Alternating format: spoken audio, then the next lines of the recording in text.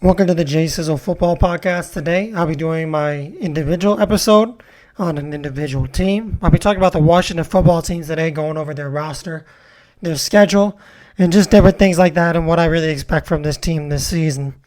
So if you guys haven't done so yet, make sure you subscribe to the channel. Go ahead and give the previous videos that I put out a like. Make sure you go ahead and give this video a like when I drop it.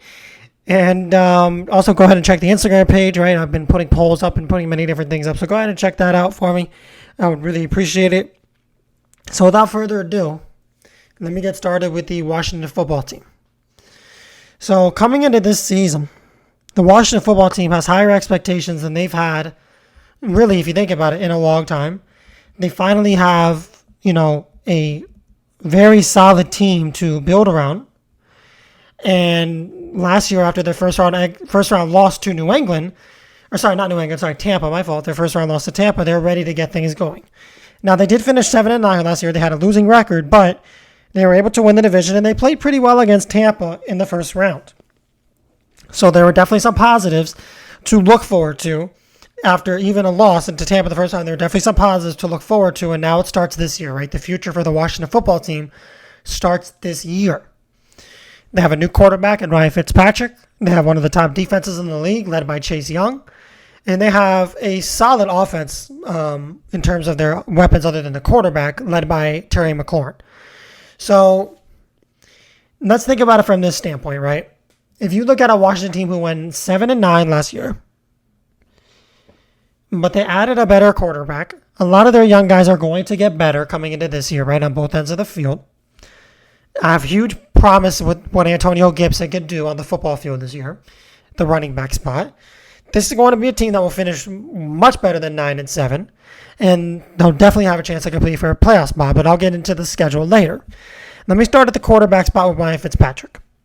Now, Ryan Fitzpatrick is 38 years old, so you got to wonder how many more years he has left in the tank. Washington's in a weird spot with the quarterback, right? Because their backups aren't really long-term options. Ryan Fitzpatrick is a one-year option at most. He's not a long-term option. I think he'll do good enough this year to make them relevant. But then you have to wonder, what do they do after that, right? Because you can't just plan for the now. You also have to kind of plan for the future in a way. Because as great as this team is, you got to ask yourself, are they good enough to win a Super Bowl right now? I think the answer to that question is no, right? I don't think they're good enough to win a Super Bowl right now. So it would be kind of nice if they had a young guy, a backup, or, a young guy, or maybe a good draft pick at that backup spot to know that when Fitzpatrick is ready to go and he's done, you have something there. This is going to sound crazy here. I don't know what Green Bay really thinks about Jordan Love. I don't know if he's the future part of that organization or that team. But if I'm Washington, I may be offering something Green Bay's way to try to get Jordan Love in return, whether it's draft picks, maybe even crazy stunts you throw in a first rounder for next year, because you got to understand Washington most likely is going to have a pick in the first round anywhere in that 20, 22, 23 range, right?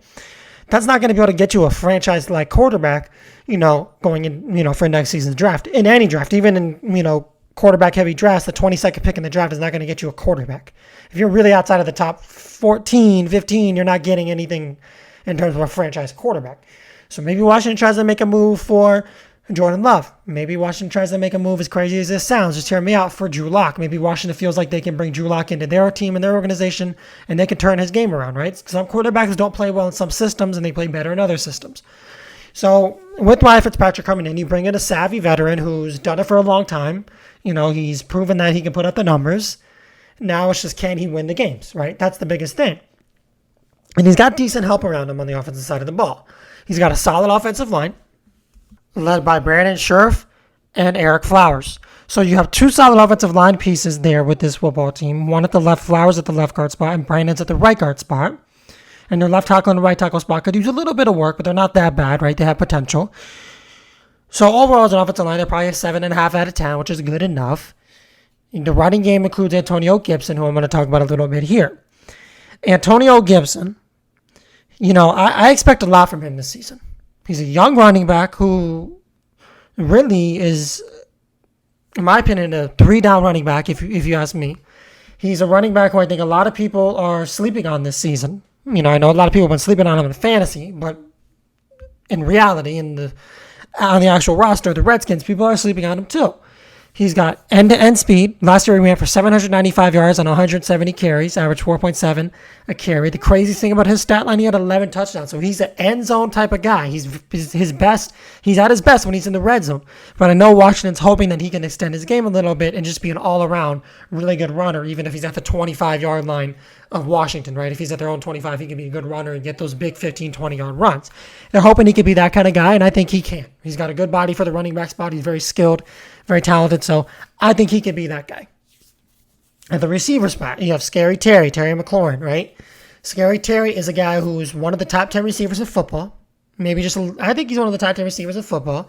He's one of the best young receivers of football. He's got incredible hands, incredible route running, a freak of an athlete. His change of direction is ridiculous. He can juke guys. He can spin guys. Terry McLaurin can do everything. And that's truly why he's one of the best receivers. And I'm not going to get into this debate right now, but I'm just going to put it out here so that you guys know. You guys can say what you want in the comments. Terry McLaurin is better than DK Metcalf. Terry McLaurin is better than A.J. Brown. Right? A.J. Brown has Ryan Tannehill throwing him the ball. DK Metcalf has Tyler Lockett on the other side of the football, getting double team most of the game, so DK has more receptions to get. So that's that with that. I'm not going to get too far into that debate. But Terry McLaurin, crazy good receiver, crazy good upside. He's only going to get better this year. He's a guy who I think will go for over 100 catches this season, go for double-digit touchdowns. I know that sounds crazy, but I think it's what's going to happen. But now Terry McLaurin is not the only good receiver on this team. He has a little bit of help now. He has Curtis Samuel. And now Curtis Samuel's questionable, I think, for week 1. But we'll see what happens. Curtis Samuel, coming over from Carolina, was a guy who kind of flew under the radar in Carolina, but was able to put up steady numbers. I know he needs to work on his hands a little bit, but he's a good route runner. He's got a lot of speed. And apparently they're saying his hands have gotten a lot better in training camp with Washington. So Curtis Samuel is a guy who can be a sleeper guy who can go for 1,000 yards this year. Do not be surprised if Curtis Samuel ends the season with 1,000 yards. He has that kind of upside. He had around 700 yards, I want to say, last year with Carolina. He's behind DJ Moore and Robbie Anderson. He's the number 3 receiver. He flew under the radar. He'll probably fly under the radar again in Washington. They may double Terry McLaurin a lot. And now that means Curtis Samuel is going to most likely fly under the radar. So you may see Curtis Samuel do a lot more than he's used to doing with this Washington team. And they're going to have a lot of good schemes for him. Right, Washington by Ron Rivera. They're a very good head coach team. They're going to have a lot of schemes for Curtis Samuel to get open, run different routes than he ran in Carolina. Carolina kind of held his game back in a way too. So let's see what Washington does with Curtis Samuel. I'm excited. So that's that for the off. Oh, let me get to the tight end spot really quick. So at the tight end spot, you have Logan Thomas. Now, Logan Thomas is a very interesting player for this team. I look at him as one of the more underrated players in the NFL, in my opinion, one of the more underrated tight ends in the league.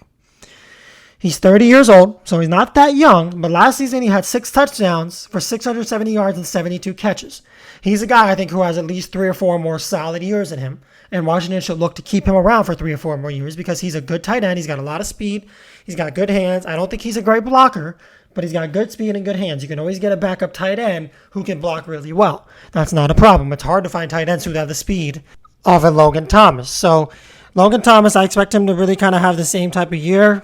Around 600-700 yards, 70 catches, 7-8 touchdowns, probably maybe a little uptick in touchdowns. So we'll see what happens, with his game. We saw what happened with Fitzpatrick and Gesicki last year, and I think Logan Thomas is better than Gesicki. So I trust what he's able to do this year, talking about Logan Thomas. So that's the offensive side of the football. Now let's get to the defensive side of the football, which is the most intriguing part of this team.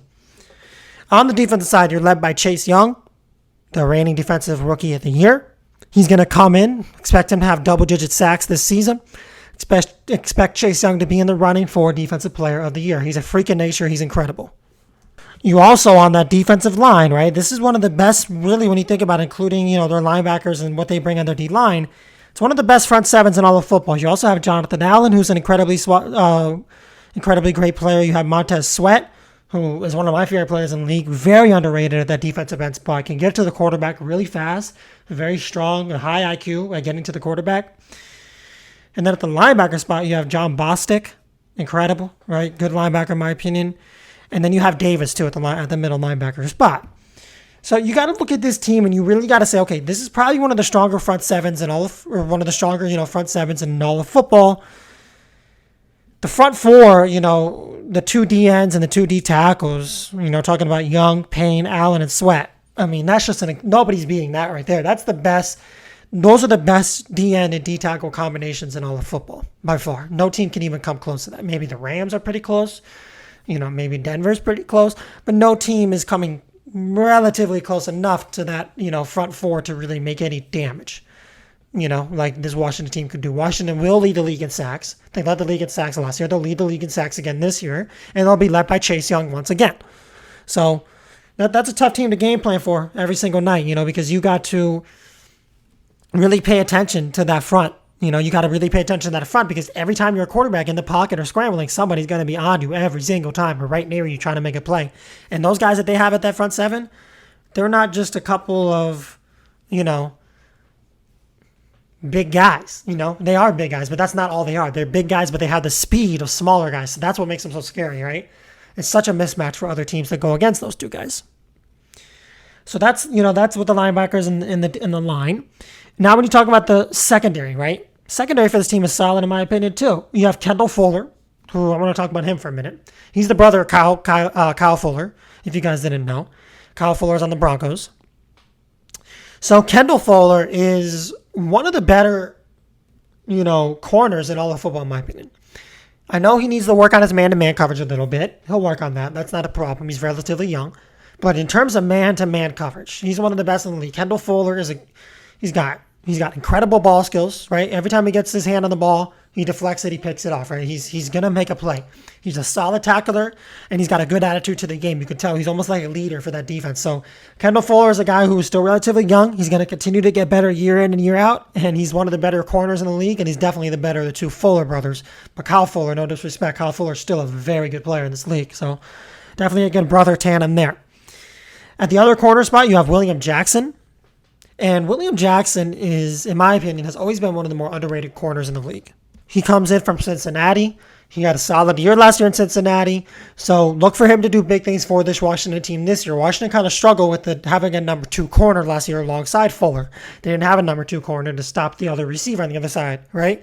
And a lot of these teams nowadays, they have 2-3 good receivers. So it's nice to have a second really good corner. It can really help bottle up an offense and make life tougher in offense. So they have that now with William Jackson. He's a solid second corner, and they're really going to enjoy having him there in Washington for sure.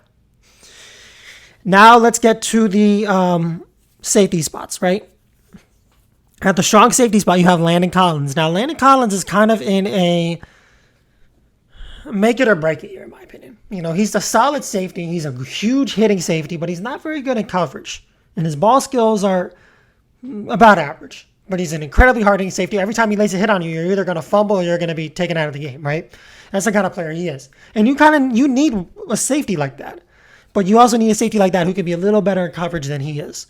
So he's a great, he's a hard hitter. He's a great tackler, one of the best in football when it comes to tackling. He's a guy who's going to get almost 100 tackles every year, but he needs to work on his coverage. And that's been a struggle since Washington got him from the Giants, right? He hasn't been such a great cover guy. He wasn't a great cover guy for the Giants either. That's kind of why the Giants got rid of him. And now Washington's saying that this is the make or break year for him. And if he doesn't have a better year in terms of coverage, they're going to get rid of him because they know he can tackle. And now he just has to work on his zone coverage and his man coverage. Mainly his zone coverage, right? Because Washington plays a lot of zone. They might play more man this year, though, now that they added William Jackson. Let's see. But this is a team that plays a lot of zone. Played a lot of zone last year. And, even in the man-to-man, Collins struggles with both. So he needs to get his, cover skills a little bit better, in my opinion. I think he will. I think they'll end up signing him to a big contract, but we'll see what happens. And then at the other safety spot, you have Bobby McCain. He's coming over from Miami. Miami didn't really love his game too much. I know they kind of moved on, now that they have Eric Rowe. But Miami didn't love Bobby McCain's game too much. I think he had one solid season with them maybe 2 years ago in 2019. But they didn't love what he was able to do for them overall. With his career with them, he played for them a couple years. So they already move on from him, and they're moving on from him. Now Washington has Bobby McCain. He should be able to start at that free safety spot, in my opinion. It's going to be interesting. He's going to get a fresh start to his career. He's a very talented player, and he's very young still. He's going to get a fresh start to his career in a very good defensive scheme. So Bobby McCain he may really do something this season. Let's just see what happens. They could either get exposed at that strong safety spot on that side of the field, or Bobby McCain could really turn his game up and show that Miami made a mistake getting rid of him. So let's see what happens. So that's it for the offense and the defense. The special teams for this team is very solid. You're led by kicker Dustin Hopkins. He's a solid kicker. So I don't have an issue. And DeAndre Carter is the kick returner and punt returner. He's solid too. So I don't have an issue with this team when it comes to special teams. They're solid there. Now let's go over the schedule for this team. So they're in the NFC East, if you guys didn't know. They are in the same division as the Dallas Cowboys, the Philadelphia Eagles, and the New York Giants. So they're in a division where, that division that they're in has not really done well compared to other divisions record-wise, if you look at the records of all the teams. So this is the division that's definitely winnable for this Washington team, and they have a good team too. If you guys didn't watch the preseason, right, not that it matters too much. I mean, it does matter for a lot of reasons, but some people don't watch it. They finished 1-2 in the preseason. They beat the Cincinnati Bengals, and they lost to the Patriots, and then they lost to the Ravens. But now we're in the regular season, right? Now we're in the big one. So let's see what they got for the regular season. This week they open up against the Chargers, which is at home, and it's one of the more anticipated games of the week. Should be a good matchup between Herbert and Fitzpatrick. Herbert's coming into a second year, young quarterback. Should be interesting to see what happens there. I expect the Redskins to win this game and the Washington football team to win this game and start 1-0. Then in week 2, you have the Giants at FedEx Field. I think Washington will win, move to 2-0. I don't know about the Giants. The Giants are an interesting team. I talked about them in the podcast. They could either be really good or really bad. There's no in between. I do expect the Washington football team to split with the Giants, though. They'll win their home one. Then you go into Buffalo week 3. That's an extremely tough matchup that I don't think they'll win. You're going against Josh Allen and Stephon Diggs. Stephon Diggs, one of the best quarterback and wide receiver duos we have in football. Maybe the best beside Patrick Mahomes and Tyreek Hill. So that's going to be a tough one there. I think they'll lose that one. So they'll move to 2-1. Then you go into Atlanta. I think they'll win that one. They'll hop up to 3-1 with the win in Atlanta, right? Atlanta should not be a super tough game for them. Atlanta is a rebuilding team. Yes, they added Kyle Pitts. Yes, they added some weapons, but they're a rebuilding team. They have no defense, and their run game is pretty lackluster too. So Washington should have no trouble beating them. So that means they move to 3-1. Now we go into week 5. You have New Orleans at home. I think they'll lose this game. New Orleans is going to be a tougher team than people think. Jameis Winston, yeah, we don't know what he's going to necessarily do, but this New Orleans defense is nothing to mess with. And when you have Alvin Kamara in the backfield, and you may have Michael Thomas back by week 5, it's going to be a very tough matchup. I think New Orleans will come away with the win, moving to 3-2. Week 6, I'm going to take Washington in the upset. They're going to play Kansas City. You're going to, that high-powered offense led by Mahomes, Hill, and Kelsey is going to come into Washington, D.C., and play this Washington team. I think Washington will escape with a narrow win. I like Washington's odds in this game because Washington does tend to play up in terms of competition. So when they play better teams, they play up to their level. And they're home. This is going to be a big-time game. A lot of people are going to be tuned in. I like Washington's chances here. I'll take them with the win. So that means they will move to 4-2 on the season. Then you have Week 7 in Green Bay. I think, in all honesty, that Week 7 in Green Bay is a loss. Moving to 4-3. Aaron Rodgers, Devontae Adams. No, well, there's a receiver and quarterback duo I forgot to mention. Honestly, they're probably the best receiver quarterback duo in the league. So you're going against those guys. You're going against a young defense who has a lot to prove. They did really well last year. They have more to prove this year. That it wasn't a fluke defense. Green Bay wins that game, moving to 4-3. Then Week 8 in Denver. I think they're going to lose that game too, so moving to 4-4. Now, Denver is a very tough team to play on the road. Denver has an incredibly good roster. They're just a quarterback short of being that team. They really are. If Denver could get their hands on a top 10 quarterback, they could be a contender. Denver's going to have an interesting season this year. It's going to be interesting to see what they do. In Denver, though, with the altitude, a lot of road players struggle because, these Denver players don't struggle in Denver because they practice in Denver all offseason and then they play in Denver for the majority or for half of their games. So they don't struggle. When a team like Washington goes to Denver for the first time in probably 5 years, they're going to struggle because they're not used to playing in that altitude. They'll get tired quicker, right? Their stamina will go down. So I expect Denver to win this game, move Washington to 4-4. Then you have a Week 9 bye. So you're off on that week. Then you have Tampa at home in week number 10. At 1 o'clock at home. This is a tough one. I think Washington escapes with a win here, though. I think they escape with the win. So that means they'll be moving to 6-5 on the season. Oh, no, sorry. 5-4 on the season. My fault, guys. 5-4 on the season. So they moved to 5-4 on the season after the Tampa game. I think they'll win. I think they'll be able to limit that high-powered offense a little bit, and I think they'll be able to move the ball on their Tampa defense. Week 11. I think after week 11, you'll probably end up being 5-5. You're going into Carolina. That's a tougher game than you may think. That's a division rival, right? A lot of times division teams end up splitting with each other. Or sorry, I'm so sorry. That's not a division rival. Let me correct my mistake. That's not a division rival. Again, not a division rival. But you're going into Carolina. I didn't get this part wrong. That's a pretty tough team. It's a lot better of a team than people think. They have a solid offense. Their defense isn't great, but J.C. Horn is leading that young defense. And Jeremy Chin. Let's see what those two can do. Then you have that young, high-powered offense. Sam Darnold, I think, is going to surprise people this year, right? You still have DJ Moore, Robbie Anderson, CMC comes back. So tough game. I think they'll end up losing that one. Moving to 5-5. Then you have Seattle at home. I think they'll win that one, moving to 6-5. I'm not the biggest person on Seattle this season. I think Seattle may not make the playoffs this year. Then you have the Las Vegas Raiders in Las Vegas, moving to 7-5. I don't trust Las Vegas this season. Their offensive line is not good at all. They added another running back for what? Josh Jacobs is good enough to be a 3-down back. I don't really love the Raiders this season. I don't like their defense that much. So I'm going to say Washington escapes with that one. Then I think Dallas, week 14. That's at home. I'll say they win that one, right? Dallas is one of those teams in their division. So a division rival, right? A lot of times they end up splitting with Dallas, where Dallas is coming into this year and nobody really knows what they're going to do. We don't know how healthy Dak's going to be. We'll see how healthy he is tonight against Tampa for the opening game of the season. But we don't know how healthy Dak's going to be. And that's really going to depend. The health of Dak is really going to, especially at this game, this late in the season, is really going to depend on the outcome of this game. But I think Washington will win. Then you have the Philadelphia Eagles in week 15 in Philadelphia. I think you're going to lose that game. Phillies might be a little better than people think. Philly's a very tough home team. Again, a division rival that you're probably going to split with because a lot of these teams in this division are not that far apart in terms of how good they are. Then you have Dallas on the road. I think you'll lose that one in week 16. I think, again, you'll split with Dallas. You have Philly at home. I think you'll win the home game against Philly. And then you finish out with the Giants on the road. And I think you'll lose the game against the Giants on the road.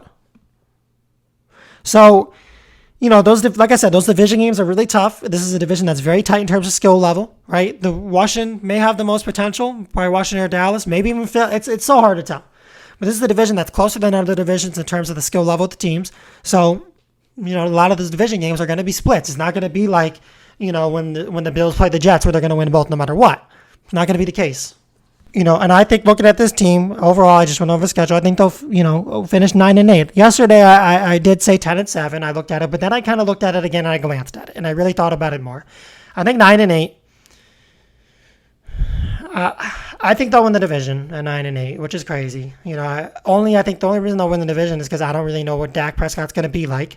I don't think he's going to be fully healthy all year. If Dak was fully healthy all year, I would take Dallas to win the division, probably finishing like 11-6.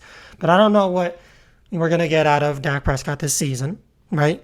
So I'll take Washington in this division at a finishing record of 9-8. So that's going to wrap up the podcast for today. If you have any questions, let me know. DM me, send me a text message, email me, whatever you want, let me know. Make sure you guys go ahead and put your record predictions down below in the podcast on YouTube. Go check out the Instagram page. Go give this video a like, subscribe to the channel.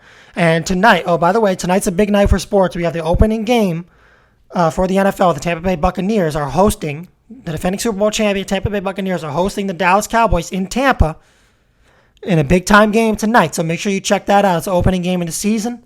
NBA 2K22 comes out tonight as well.